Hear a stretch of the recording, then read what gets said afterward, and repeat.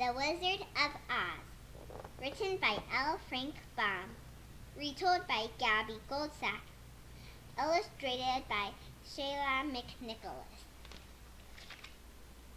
Dorothy and her little dog Toto were living in Uncle Henry and Aunt Em's little house in Kansas when a very strange thing happened. A strong wind swept up the house and carried them away.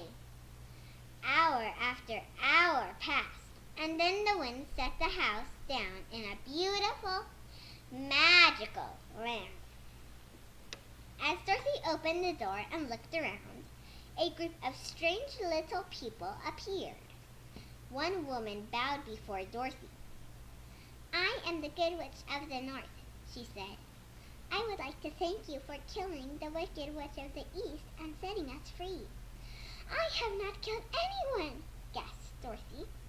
"Well, your house did," replied the Good Witch, and she pointed to 2 red shoes sticking out from the corner of the house.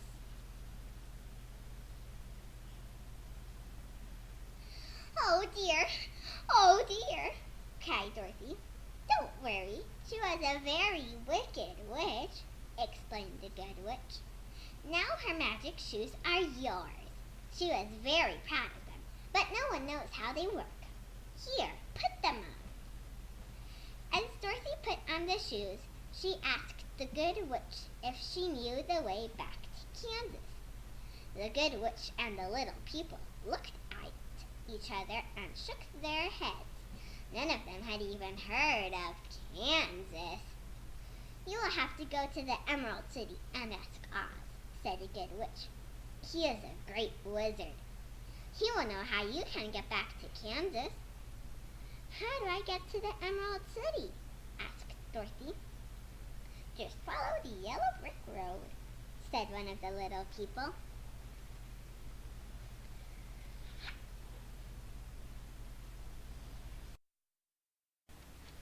Dorothy and Toto quickly found the yellow brick road and began their journey. After they'd been walking for a long time, they stopped beside a scarecrow for a rest. You can imagine Dorothy's surprise when the scarecrow winked and said, "Good day. Do you mind helping me down from this pole?" After recovering from her surprise, Dorothy helped the scarecrow down. The scarecrow was very pleased, and when he heard that Dorothy was on her way to see the Wizard of Oz, he asked if he could come too. "Perhaps you could give me some brains to replace the straw in my head," said the scarecrow. So Dorothy, Toto, and the scarecrow continued walking along the yellow brick road.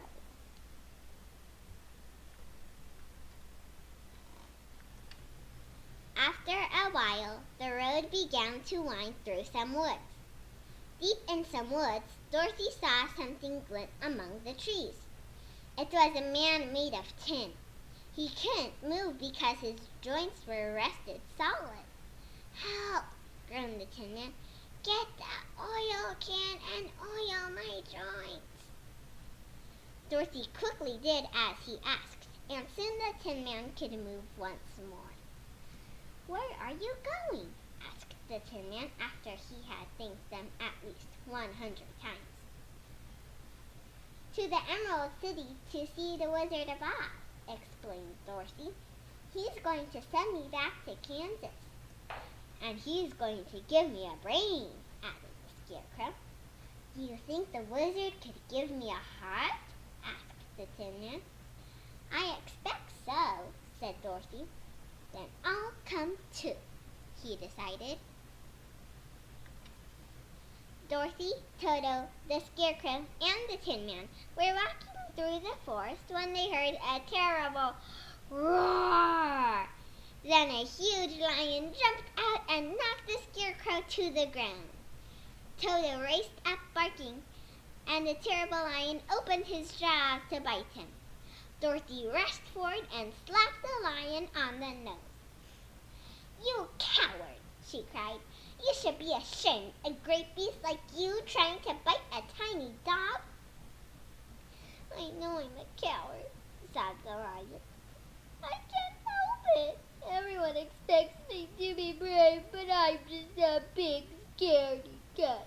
I just haven't got any courage. Perhaps Oz could give you courage, suggested the Scarecrow. Then they explained how they were all on their way to the Emerald City to seek Oz's help. The lion quickly decided to join them, and they set off once more. The friends continued their journey until they came to a glowing green city. They had arrived at the Emerald City. Dorothy rang a bell, and the gate swung open. A soldier stood before them. I am the guardian of the gate, said the man. What do you want? We've come to see the Wizard of Oz, explained Dorothy. I hope you have a good reason, said the little man. Oz is a great but terrible wizard. He rules the Emerald City wisely and well. But if you are dishonest or just plain nosy, he could destroy you. If you have ever dared to ask to see his face, I will take you, but you must take great care. They all followed the soldier through the city to the palace of the Great Oz. The soldier went to tell the Great Oz that he had visitors. When he returned, he told Dorothy and her friends that Oz would see them one at a time. Dorothy went into the throne room first. In the middle of the room, an enormous head floated above an emerald throne. I am Oz, the great and terrible, roared the head. What do you want? I am Dorothy the Small and Meek. I want you to send me back to Kansas. I will if you kill the Wicked Witch of the West like you did the Wicked Witch of the East, said the head. But I killed the Wicked Witch of the East by accident, wailed Dorothy. How can I kill a witch? I don't know, replied the head. But don't come back until you do. Feeling very sad, Dorothy went back to tell her friends what the wizard wanted her to do. The next day, the Scarecrow went to see Oz. When he entered the throne room, he saw a beautiful lady sitting on the emerald throne. When he asked her for brains, she told him that he must help Dorothy kill the Wicked Witch of the West. The Tin Man entered the throne room next. This time the wizard appeared as a terrible beast with 5 eyes and a huge woolly body. When the Tin Man asked for a heart, he was also told that he must help Dorothy kill the Wicked Witch of the West. Next came the lion. He saw the wizard as a huge ball of fire. The ball of fire told the lion that if he wanted courage, he must destroy the Wicked Witch of the West. The lion rushed from the room to tell his friends what the wizard had said. We will have to do as he asks, decided Dorothy, or we will never get what we want. Good luck, said the gatekeeper, pointing out the path to the witch's castle. As they entered the strange country, they didn't realize that they were being watched. The Wicked Witch of the West had only 1 eye, but it was as powerful as a telescope. When she saw the uninvited guests, she was furious. She put on a golden cap and said slowly, Zizzy, zuzzy, zick. A crowd of winged monkeys immediately surrounded the witch. Destroy the Tin Man Scarecrow, she commanded, and bring me the others. The winged monkeys quickly found Dorothy and her friends.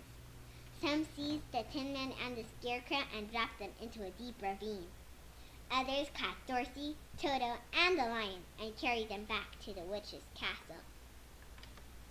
The witch was very frightened when she saw that Dorothy was wearing the Wicked Witch of the East's red shoes.